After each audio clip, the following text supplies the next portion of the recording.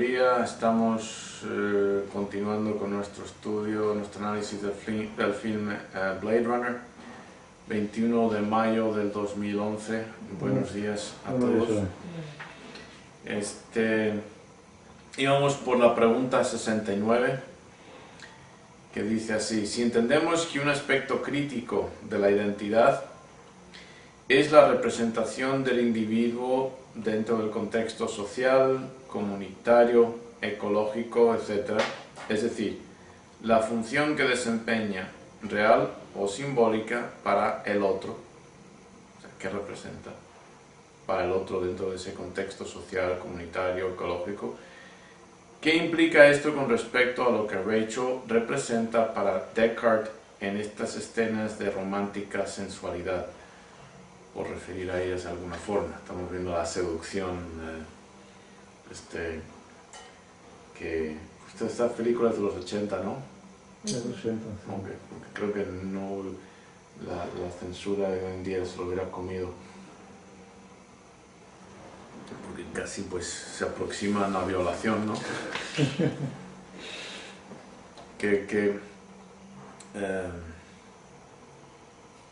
¿Qué representa Rachel para Descartes, teniendo en cuenta la cuestión de identidad? ¿Se entiende la pregunta? Suponiendo que Descartes no es un réplico, pues está metiéndose en un conflicto emocional. Y aunque fuera réplico, él es un cazador de réplicos, entonces pues no está cumpliendo con su trabajo. Pues creo que ya no hay conflicto, ¿verdad? Cualquier conflicto que hubiera ya se superó en ese momento. No, porque, bueno, él ahí en ese momento de pasión no se detiene a pensar. No hay conflicto, todo está resuelto para él, yo creo. No hay conflicto. En ese momento. Él ya resolvió cualquier conflicto que pudiera tener. Pero ella sí lo tiene en cierta forma, o se está haciendo lo interesante. Bueno, creo que es inocente, ¿no? Ella pues muestra una inocencia de una mujer joven, virgen, que pues muestra el miedo que tiene, el deseo por una parte, pero el miedo a lo desconocido, la relación sexual, la intimidad sexual, etcétera, propia de una virgen en esos momentos. Pues temporalizándonos en los 80s con la mentalidad del escritor y la mentalidad de una muchacha virgen. En los 80s, pues en primer lugar no va y busca un hombre a su casa, y menos un alcohólico como este.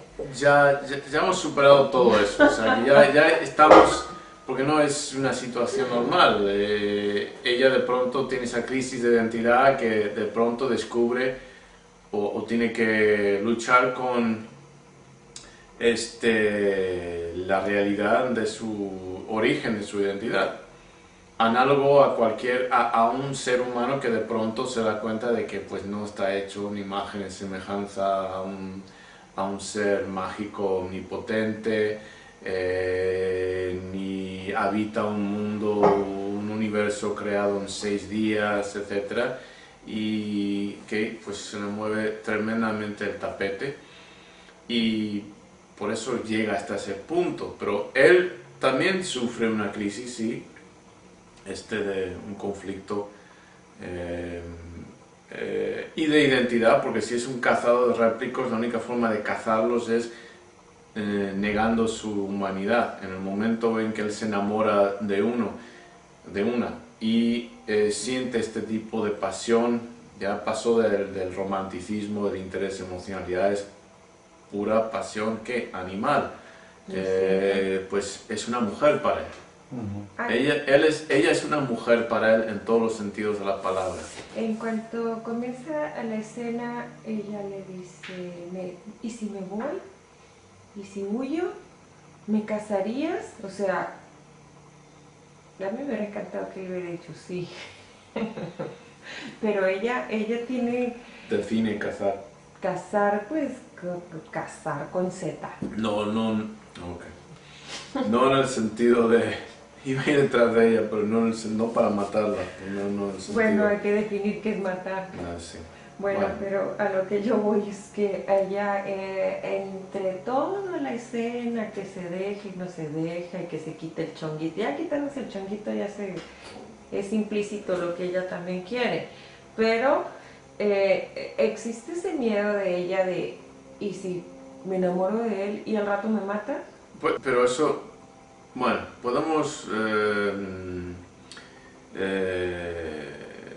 abreviar toda la discusión diciendo que ya son dos seres humanos y las emociones, los instintos, etcétera, en todas sus dimensiones que se manifiestan, que se expresan ahí, son propias de dos seres humanos. Y ya no hay cuestión de que no importa que ella sea un réplico, es un ser humano. Su humanidad es confirmada por el cazador de réplicos. Pues a lo mejor él piensa lo que el compañero no, antes de que la desconecten. Bueno, número 70. De nuevo en la casa de J.F. Sebastian, Roy y Leon han llegado al encuentro de Pris.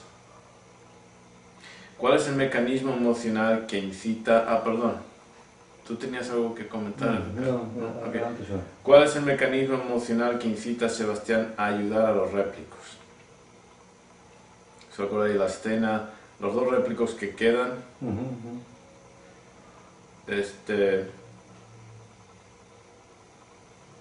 ¿Cuál es el que perdón? Mecanismo. De hecho, León ya no está vivo.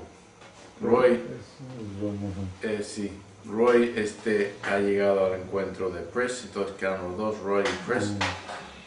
Y la pregunta es, ¿cuál es el mecanismo emocional que incita a Sebastián a ayudar a los réplicos?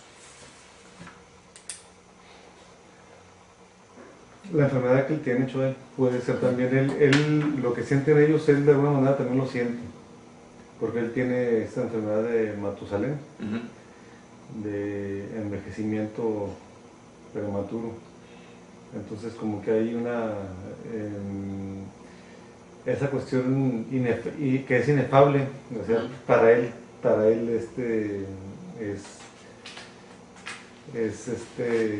pues lo vive en carne propia, pues. Entonces puede empatizar Eso es. Ajá. La empatía es el mecanismo emocional. La empatía. El desplazarse del punto de vista de uno mismo y compartir dentro de lo que cabe el punto de vista de otra persona, otro ser. Lo vimos al principio, cuando someten a León al Boy Kampf y le proponen lo de la tortuga. Que la tortuga, la caguama, está concha arriba y él no está haciendo nada. ¿Y cómo reacciona? ¿Cómo que no estoy haciendo nada? ¿Okay? Esas emociones, hablamos acerca de la empatía, que los seres humanos somos capaces. ¿Okay? Es muy importante. Y no empatizábamos cuando pusimos el ejemplo de una cucaracha, pues como mucho la dejamos vivir, pero definitivamente no hay la misma empatía. Exactamente, el mecanismo emocional es la empatía. ¿Por qué? Porque él sufre de una condición que le envejece y le limita el tiempo, y está consciente con respecto a la longevidad normal de nuestra especie, pues él está privado, está muy limitado, entonces él logra empatizar con ellos. Continuamos. 71. La conclusión del juego de ajedrez entre J.F. Sebastian y Tyrell, y que Roy termina, se inspira en un juego verdadero entre Adolf Anderson y Lionel Krasetsky, que se jugó en Londres en 1851 y que se conoce universalmente como el juego inmortal, una de las partidas más renombradas de la historia del ajedrez entre dos jugadores más destacados de su época. Y ahí está el link. Comenten a la luz del propósito de Roy al enfrentarse con Tyrell y dado que uno de los objetivos del peón en el ajedrez es coronarse en reina.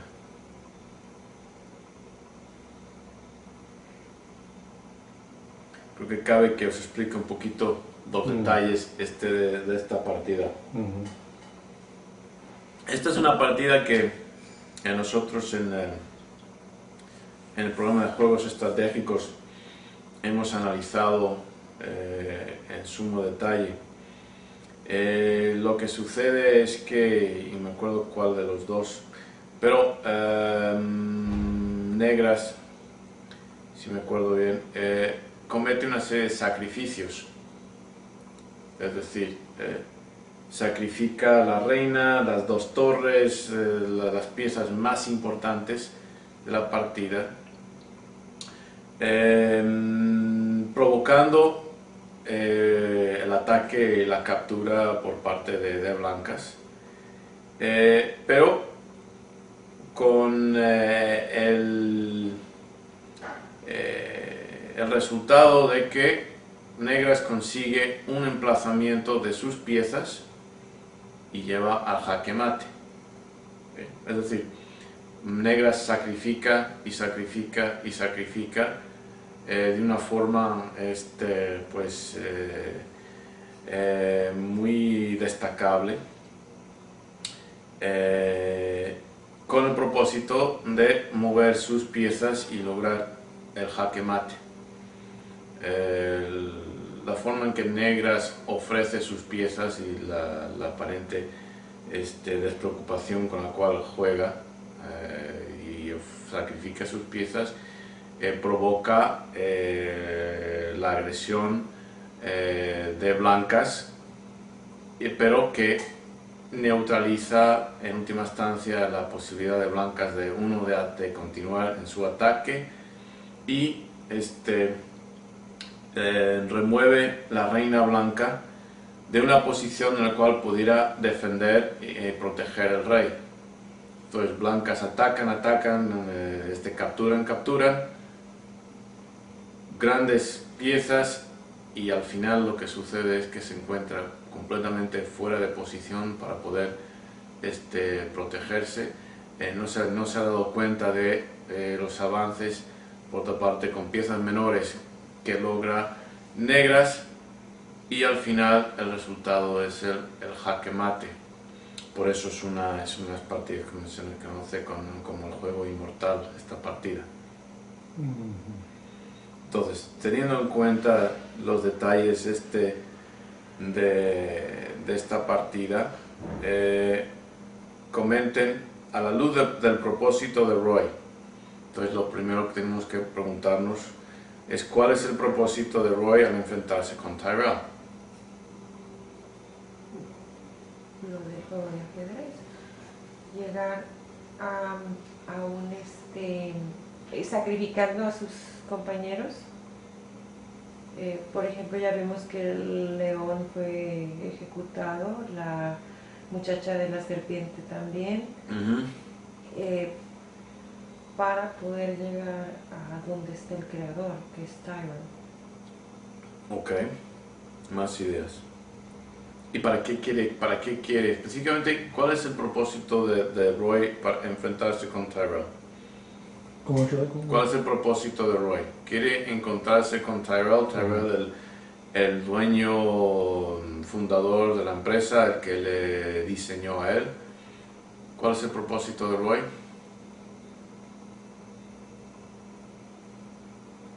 ¿Qué busca?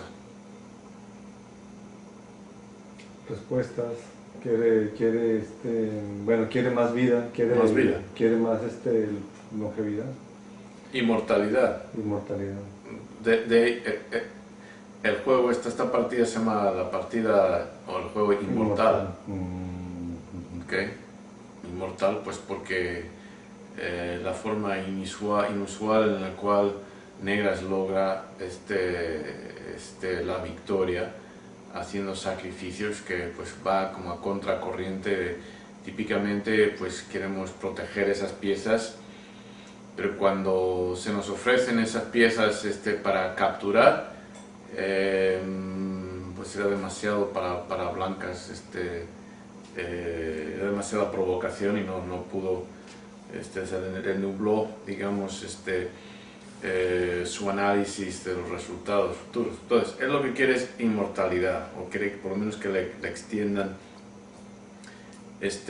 la vida. La siguiente parte de la pregunta dice: y dado que uno de los objetivos del peón en el ajedrez es coronarse en reina. No sé ese término en el ajedrez cuál sea, pero me imagino que es tumbar a la reina, ¿no? Una pieza menor, bueno, el material, porque los peones no se consideran piezas, sino material. Si llega al otro lado del tablero y avanza y pasa a la fila octava, se intercambia por la pieza que uno quiere. Típicamente es la reina, o sea, se corona. Entonces se convierte en la pieza que uno elija y típicamente uno elige la reina. Aunque a veces por cuestiones estratégicas se seleccionan otras piezas. A veces ha dado el caso que llegado a ese punto el caballo es más beneficioso, porque llegando al caballo ataca, según el movimiento del caballo, un recuadro y con eso cierran el jaque mate.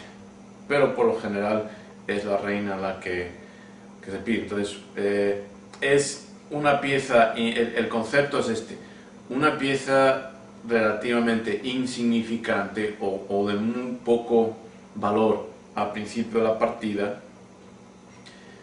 Una vez que la partida avanza, esa pieza puede llegar a convertirse, ese material se puede convertir en la pieza más poderosa del tablero, la reina, jugando estratégicamente. Sí, viendo esa escena cuando Roy está con el señor Tyrell, o doctor Tyrell, no sé quién sea,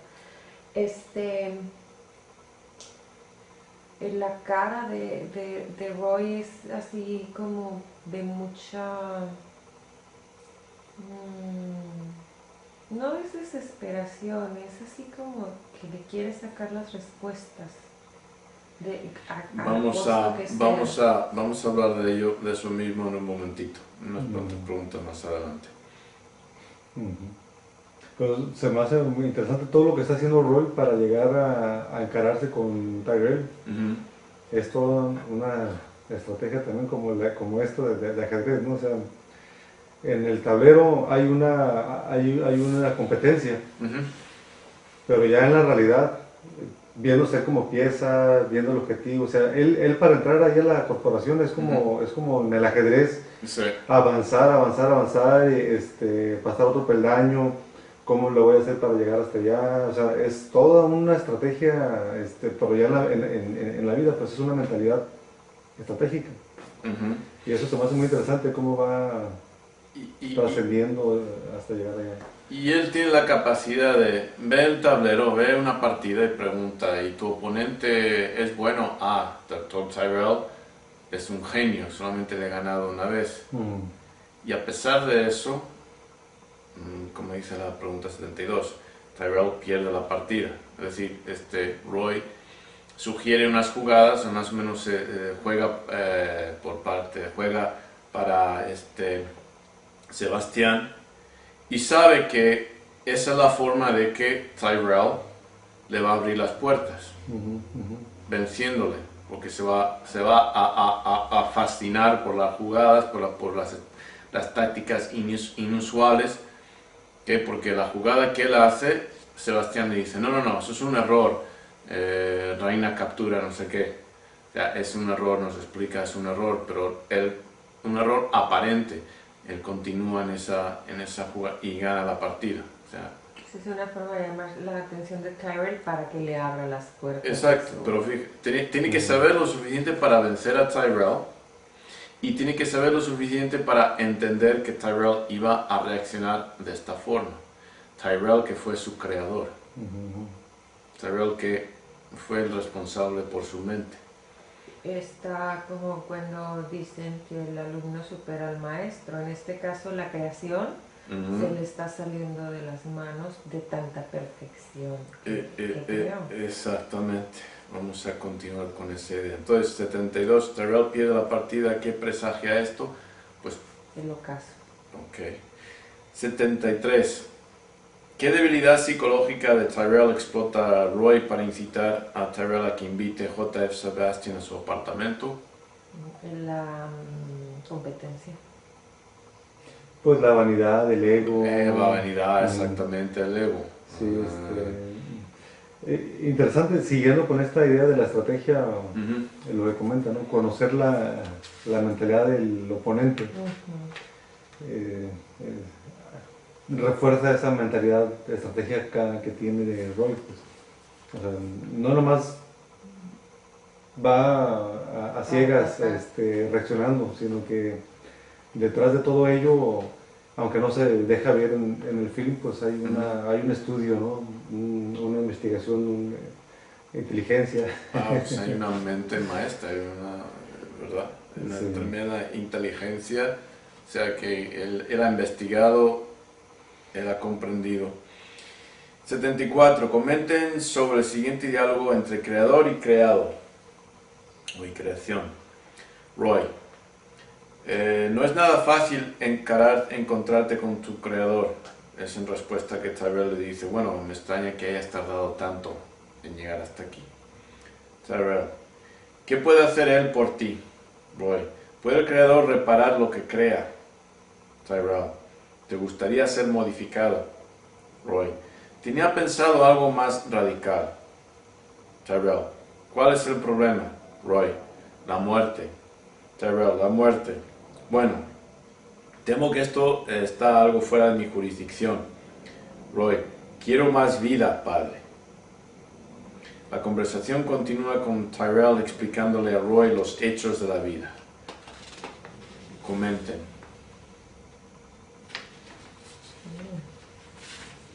Se me viene a la mente cuando en el Génesis Dios de la Biblia crea a Adán y Eva y les da, cuando ellos pecan, del libro pues, del árbol del conocimiento. Ajá, pero también les quita la inmortalidad, les da un plazo de estancia en la tierra. ¿Y cuál es el comentario? Porque en el fondo la religión, la teología cristiana trata de evitar esto a toda costa. En el hebreo dicen Elohim. Elohim es plural, dioses. O sea, los dioses, los que están ahí presentes, comentan que ahora que han comido de este árbol, hay que sacarlos de aquí porque si no se convertirán en nosotros, tan poderosos como nosotros, o en nosotros. Entonces sí, es cierto. Que les sacan de ahí y les limitan la longevidad. Pues yéndonos también a lo que cuando pues Jehová Dios crea a Luzbel, que era su creación más perfecta en el inicio de las creencias teológicas, no sé de qué corriente serían, judías. No. Lo crea tan perfecto que se convierte en un ser vanidoso de ¿te refieres a Lucífero? Ajá. Okay. De ser tan consentido por su creador. Y pues se da cuenta Jehová Dios que ha creado un monstruo de tanta perfección y tanto poder que tenía sobre él Lucifer. ¿Y qué hace? Pues el término apropiado es Yahweh. Yahweh. Jehová es lo que dicen los testigos de Jehová, por error lo pronuncian así, pero en hebreo es latino, en español. El hebreo es Yahweh. Sí. Eso se me viene a la mente de que el creador no mide las consecuencias de su creación. Pero si es un creador perfecto. Entonces él tiene ahí el freno del poder para destruir su creación. más ideas. Pasando esta escena a la vida, la gente que tiene esta idea de Jehová, de Dios, o sea, que ora y que tienen esa fe que los está escuchando y demás. Para Roy es así como que, o sea, en persona está con su creador. Exacto. No es así como que oro y por ahí está, ¿no? Sino que está... Y cuando me muera lo veré. Sino que está con el creador, con la idea que mucha gente tiene de que todos sus problemas van a ser resueltos por Dios. O sea, sí. Él ya llegó con su creador, ya es así como que ya llegué con él y su significado, su concepto de él es todos mis problemas ya fueron resueltos, o sea, ya llegué con él, ¿no? Muy común poder mirar eso pues en la vida, ¿no?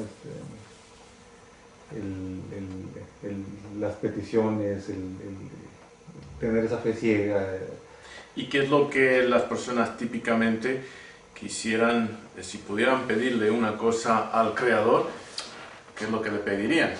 La vida. La vida, o sea, resolver este detalle, este fastidio, ¿no? La vida eterna, ¿no? La vida eterna, o sea, resolver la muerte, quiere más vida. Dice, ¿cuál es el problema? La muerte. La muerte. Bueno, tengo que... está algo fuera de mi jurisdicción. Roy, quiero más vida, Padre. Hasta ahorita no conozco ningún humano que desee realmente la muerte como salvación, como decir, mátame porque yo quiero mi vida eterna, o quiero el espiritual negro dice, todos quieren ir al cielo, pero nadie quiere morir. Pero de alguna manera resuelven ese problema con lo de la vida eterna, ¿no, Choy? Es así como que... Y comprobales que no es cierto algo, ¿no? Es un consuelo, ¿no? Pero el hecho de decir, te vas a morir y te vas a ir al paraíso, o sea, se está respondiendo esa necesidad con una fantasía, con una ilusión o con algo no fundamentado, pero lo están respondiendo, pues. Como medicamento placebo, consuélate con eso, pero no existe.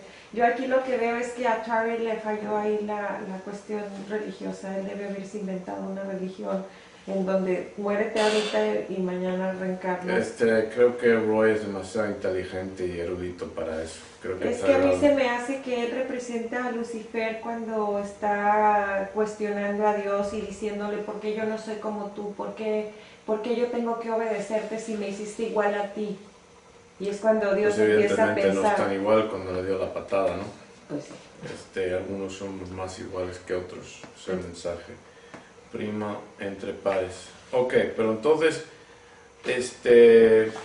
los temas existenciales de Roy son muy humanos. Muy humanos. Y está pues la alegoría de que tal vez, aun suponiendo que Dios fuese el creador de todo, eso no significa necesariamente que pudiera resolver los problemas que surgen de su creación.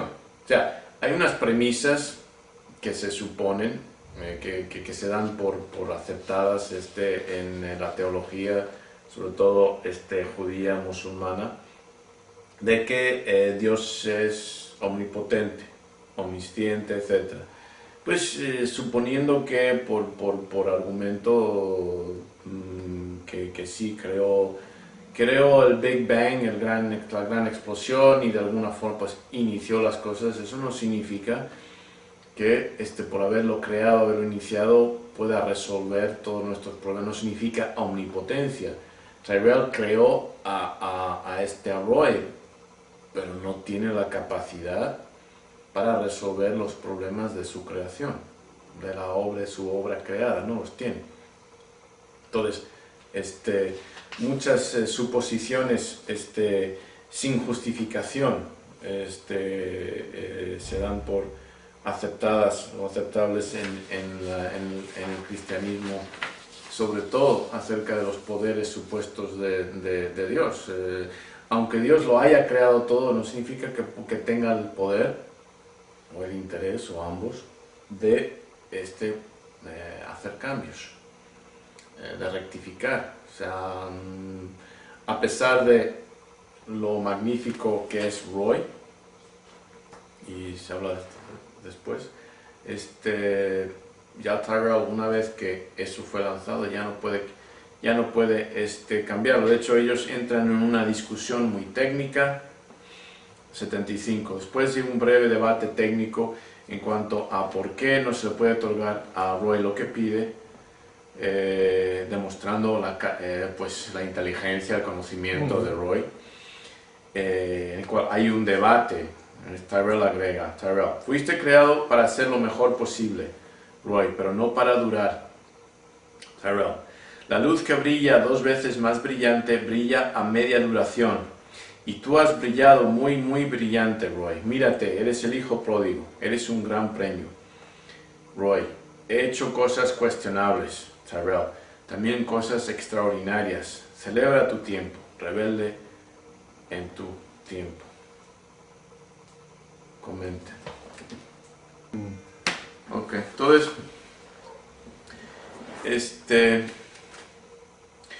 ¿cuál es la reacción de ambos en durante este diálogo? Sí, hay una posición que mantiene Tyrell, y vemos que Roy pasa a través pues tiene una trayectoria emocional muy interesante, muy humana. ¿Qué os parece eso?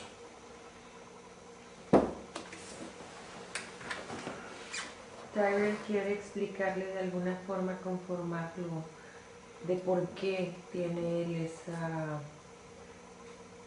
ese tiempo de fin, que no es perenne, que él está de paso 4 años, o sea, y él como cuando un papá le dice a su hijo, es que no puedes ir a esa fiesta, y el niño cuestiona, pero ¿por qué?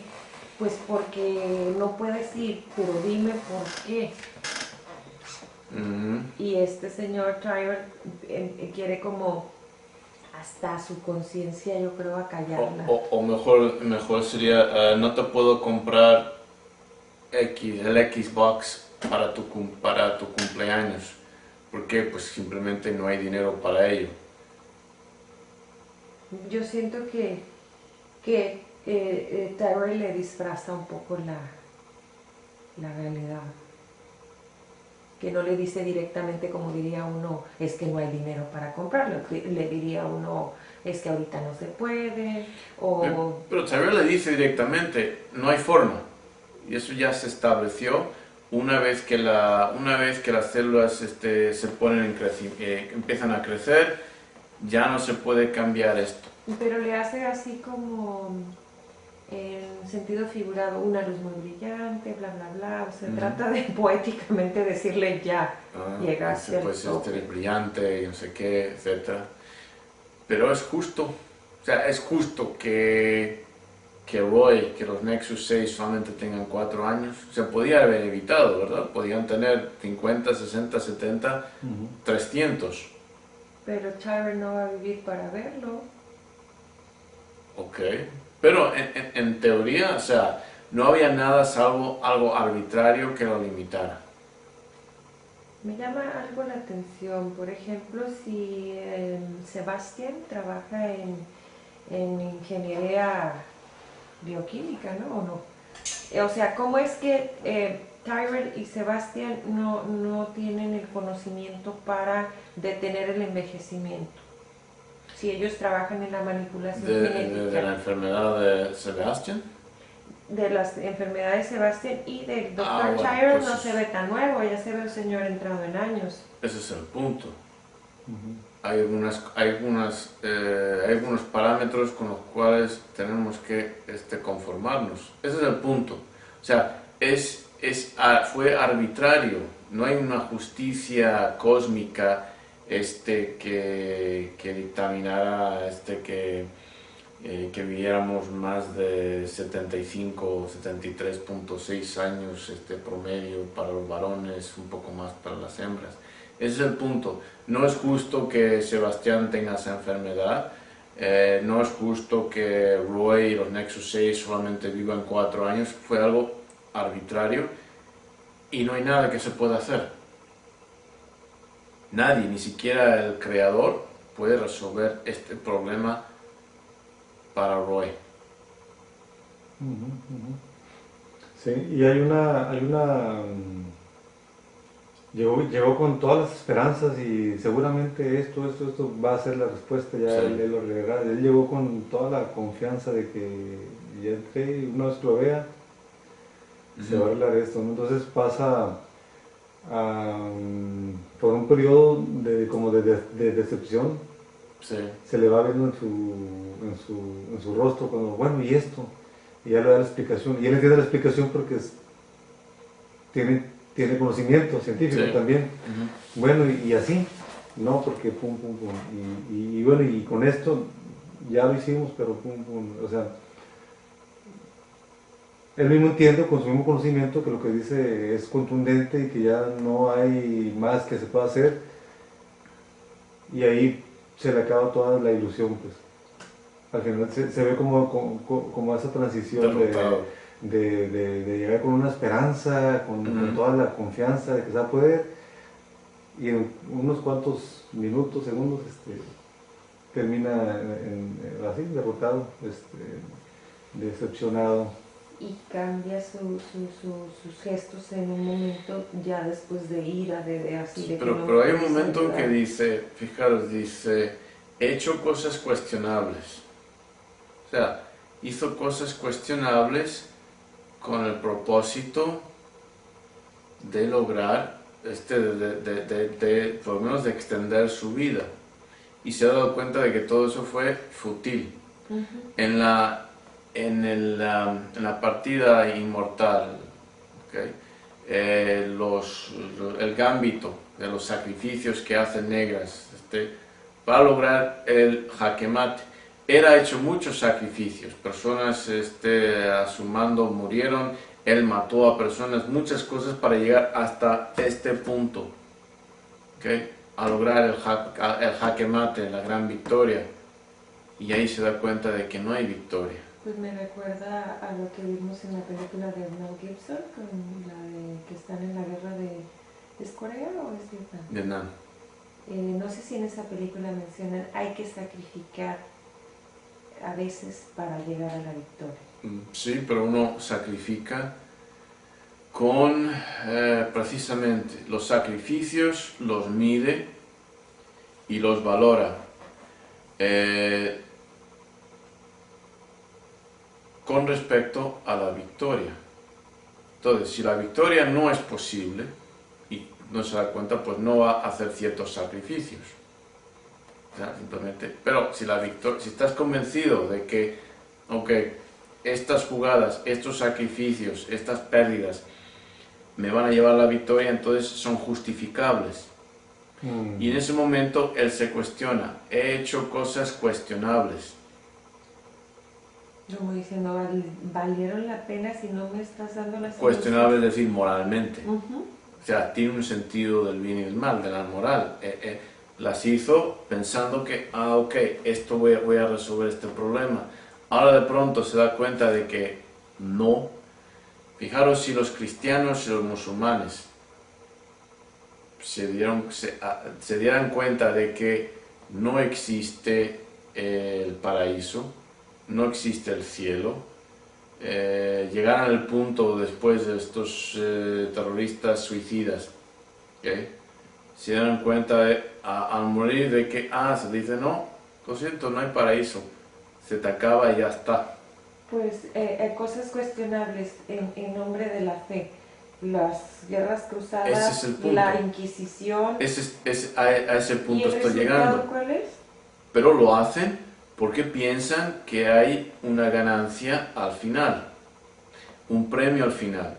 Si se dieran cuenta, o sea, después de todo lo que hicieron, todas las barbaridades, si se dieran cuenta de que, y todo eso era falso. Yo quisiera que en el pasaje de la Biblia, cuando Yahvé, Jehová Dios, le dice a Abraham, sacrifica a tu hijo para probar la fe de Abraham y él estaba dispuesto a matar al niño. A Isaac. Que venga y nos diga a ver si está en el paraíso. No, pero la mentalidad, en la ideología judía no hay cielo, ni hay infierno. ¿Y entonces? Eso es algo que agregaron los cristianos después. Eso es algo que se agregó después eso es una maniobra de Pablo, para ¿Y cuál era la difusión. finalidad entonces de cumplir con todos los mandatos divinos? Para el judío. Bueno, el beneficio,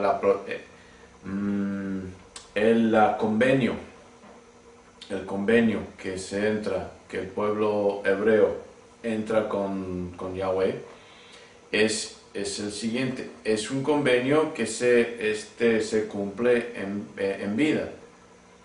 El ejemplo del convenio, o la primera instalación, digamos, es con el rescate del pueblo hebreo de Egipto.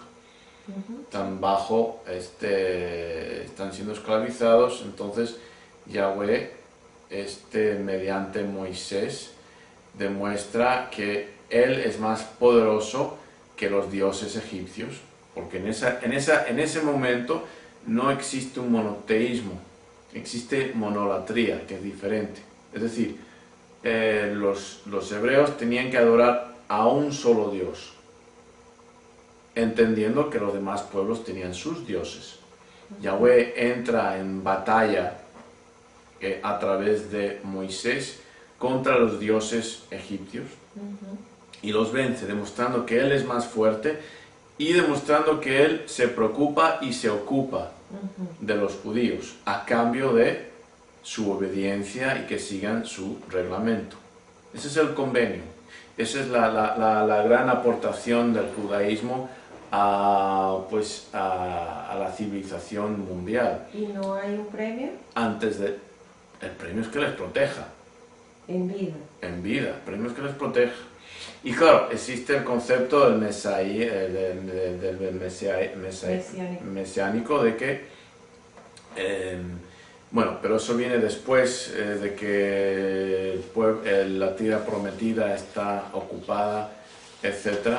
Porque el judaísmo sufre transformaciones, sobre todo después de que la tierra prometida, el reino está dividido, invadido por babilonios, etc. Interesante los cambios de perspectiva de reinterpretación de la realidad que llevan a cabo para justificar más o menos el reino es invadido y el templo es destrozado por las fuerzas de Babilonia. Y entonces, ¿cómo lo interpretan? Lo interpretan diciendo, Yahweh nos está castigando y él es tan poderoso que él capacitó a los generales de Babilonia para castigarnos a nosotros por no seguir sus reglas. ¿Okay? Muy diferente. O sea, esto del cielo y del infierno no existe en la teología, no es propio de la teología judía. De hecho, me acuerdo, mi ex esposa colaboró en un estudio precisamente de este tema con uno de los expertos más renombrados del mundo, que escribió la obra ¿Quién escribió la Biblia?, traducida a 14 idiomas, Who Wrote the Bible, y esta obra habla de los diferentes autores y cómo la Biblia hebrea, lo que se llama Antiguo Testamento, fue editado, etcétera, diferentes versiones de Génesis, de la inundación, y se explora ese punto precisamente en su artículo, que el judaísmo no tiene una posición oficial, y si algunos judíos hablan acerca de eso, eso es por influencia y contaminación del cristianismo, pero no es propio en absoluto del judaísmo. De hecho, he tenido que por X o por Y comprar algunas Biblias para ciertos rituales de otras personas, Y me he dado cuenta que no aparece el Viejo Testamento en las Biblias, sobre todo en las católicas. Pues se aparece tiene uno que especificar quién okay, con sí, el Nuevo Testamento. El sí. Viejo y el Nuevo. Bueno, ¿por dónde íbamos? Pues has hecho cosas cuestionables. La 76. Okay. Comenten sobre la naturaleza de un creador que crea entidades con superinteligencia, fuerza, atletismo y con la capacidad para desarrollar emociones con el propósito de esclavizarlos.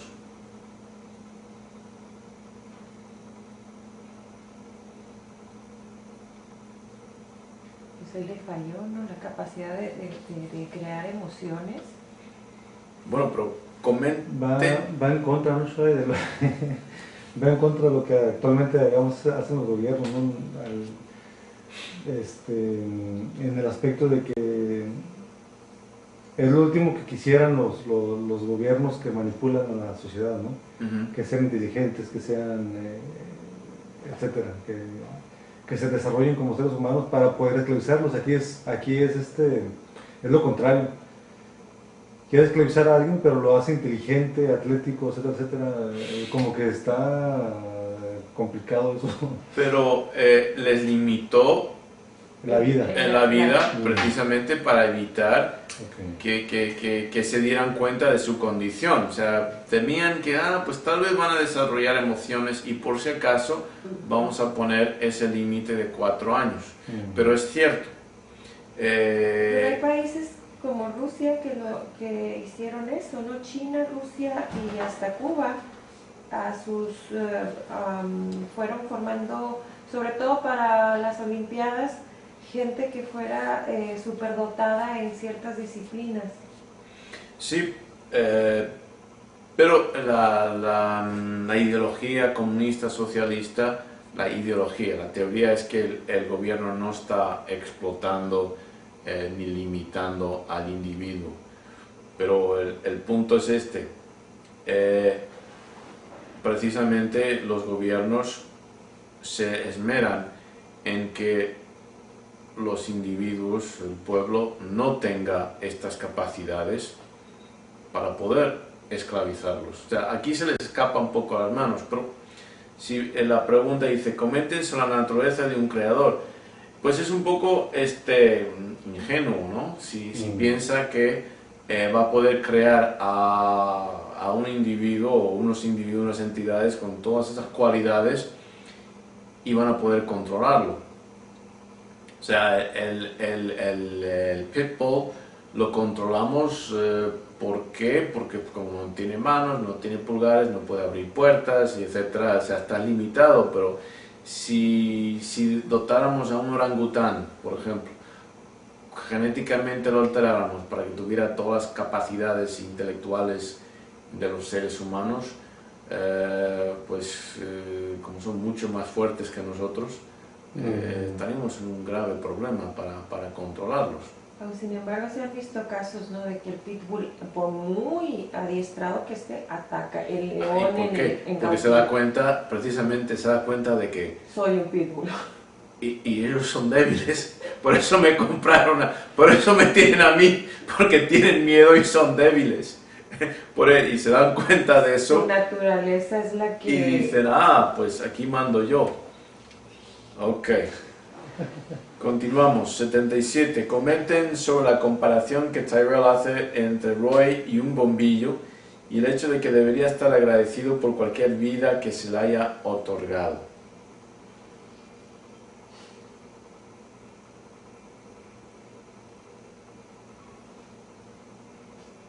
Lo del bombillo es cuando dice Luz brillante, ¿no?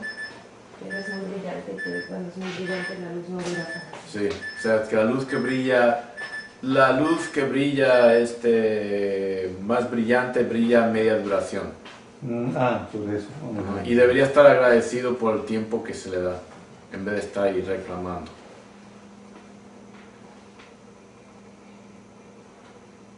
Se me hace eso tan común entre muchas madres que he escuchado que les dicen a los hijos, cuando el niño le cuestiona, mamá, ¿por qué no me dejas hacer X actividad?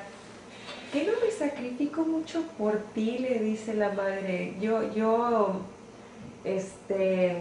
Pero estamos hablando de algo un poco más, Sí, sí. un poco más serio, un poco más drástico. Estamos hablando de vida misma. No, pero se me viene a la mente cuando la mamá le echa en cara todo lo que te he dado. Pues yo creo que esta es nuestra realidad de todos nosotros, no de los humanos. O sea, existimos y dejamos de existir, tenemos un periodo limitado de tiempo. O sea, realmente nosotros somos como rol.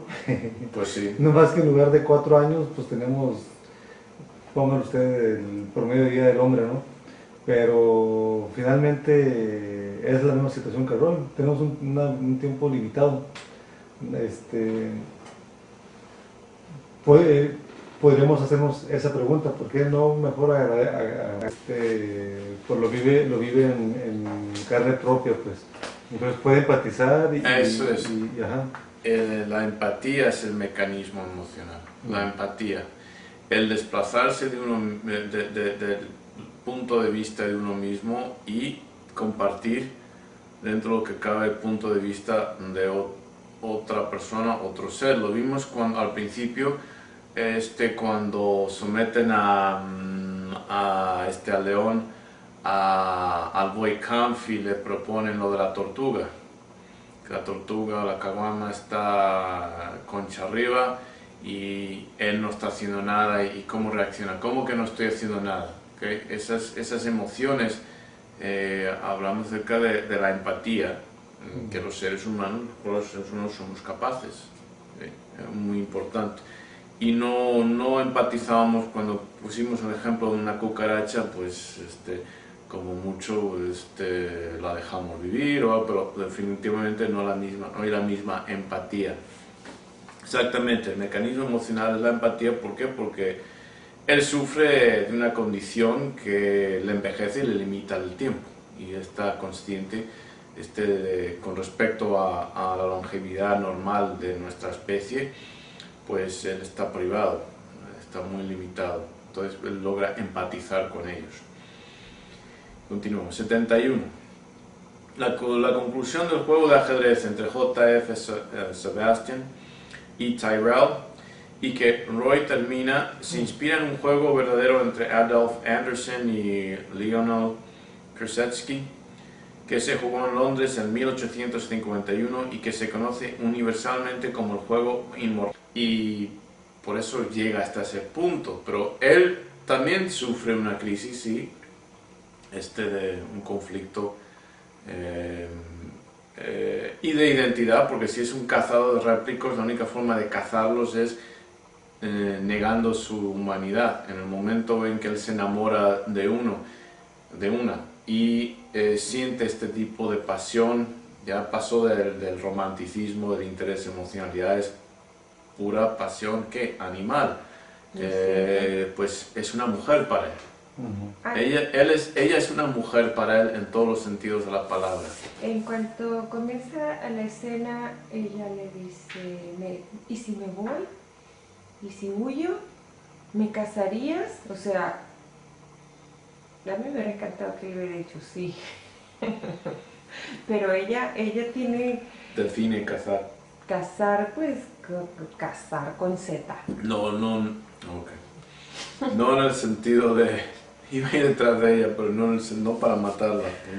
Bueno, hay que definir qué es matar. Sí. Bueno, pero a lo que yo voy es que allá, entre toda la escena, que se deja y no se deja, y que se quita el chonguito, ya quitándose el chonguito ya es implícito lo que ella también quiere. Pero existe ese miedo de ella de, ¿y si me enamoro de él y al rato me mata? Pero eso, bueno, podemos abreviar toda la discusión diciendo que ya son dos seres humanos y las emociones, los instintos, etcétera, en todas sus dimensiones que se manifiestan, que se expresan ahí, son propias de dos seres humanos. Y ya no hay cuestión de que, no importa que ella sea un réplico, es un ser humano. su humanidad es confirmada por el cazador de réplicos. Pues a lo mejor él piensa lo que el compañero no, antes de que la desconecten. Bueno, número 70. De nuevo en la casa de J.F. Sebastian, Roy y Leon han llegado al encuentro de Pris. ¿Cuál es el mecanismo emocional que incita a... Perdón, ¿tú tenías algo que comentar? No, Okay. adelante, señor. ¿Cuál es el mecanismo emocional que incita a Sebastián a ayudar a los réplicos? ¿Se acuerda de la escena? Los dos réplicos que quedan.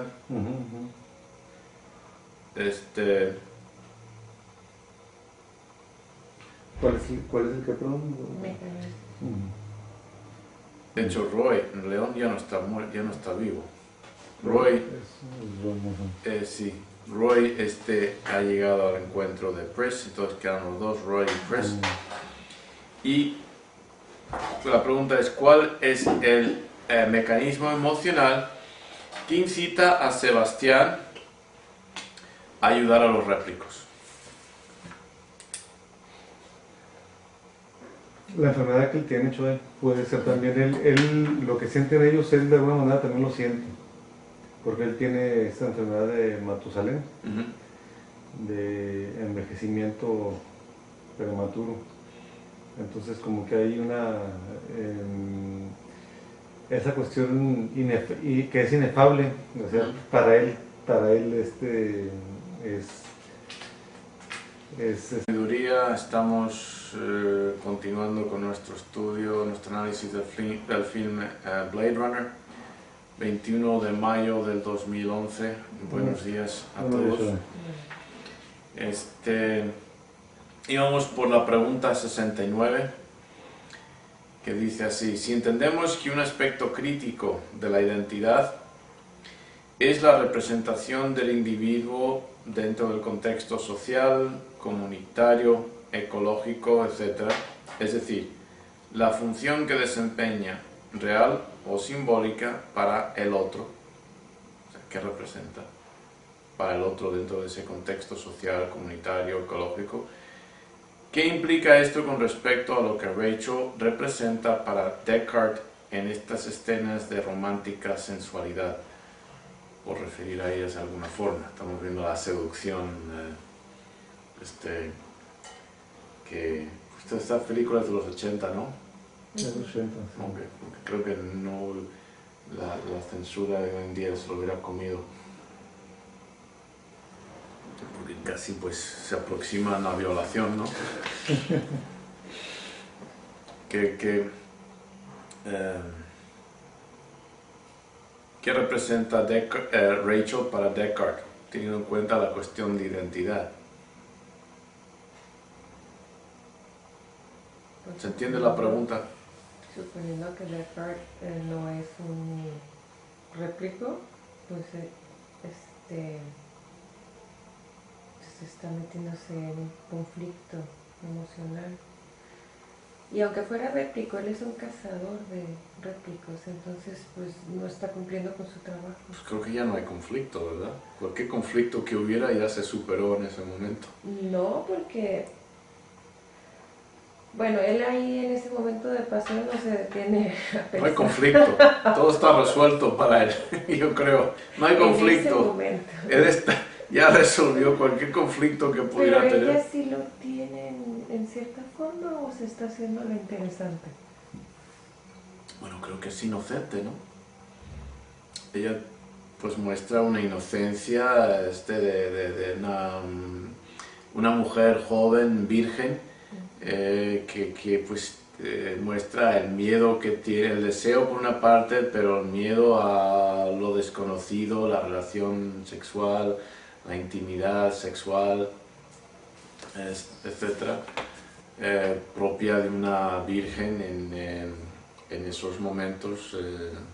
Pues temporalizándonos en los 80s con la mentalidad del escritor y la mentalidad de una muchacha virgen. En los 80s, pues en primer lugar no va y busca a un hombre a su casa, y menos un alcohólico como este. Ya hemos superado todo eso, o sea, ya estamos porque no es una situación normal. Ella de pronto tiene esa crisis de identidad que de pronto descubre o tiene que luchar con la realidad de su origen, de su identidad. Análogo a un ser humano que de pronto se da cuenta de que pues no está hecho una imagen y semejanza a un ser mágico omnipotente, ni habita un mundo, un universo creado en 6 días, etc. Y que pues se le mueve tremendamente el tapete.